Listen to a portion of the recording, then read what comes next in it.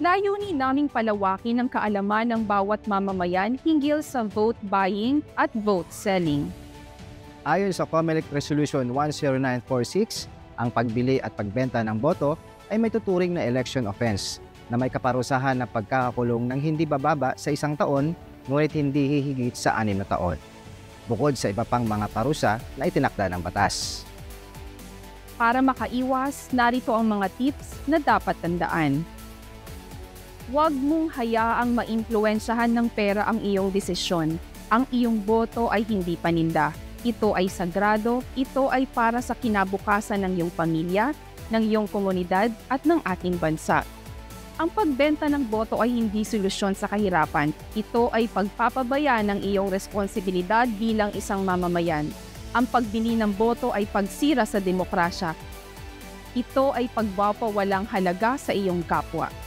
Gamitin ang iyong boto ng tama. Bumoto tayo ng may paninindigan. Bumoto tayo ng may puso. Bumoto tayo para sa pagbabago.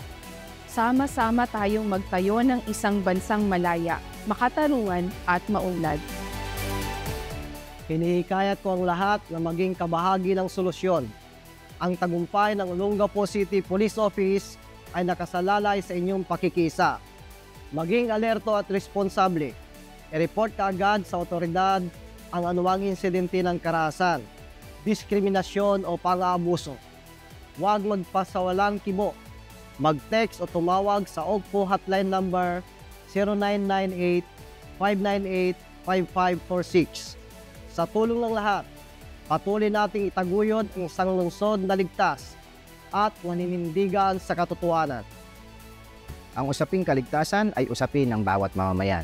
Ako po, si Police Master Sergeant Jason Argonillo.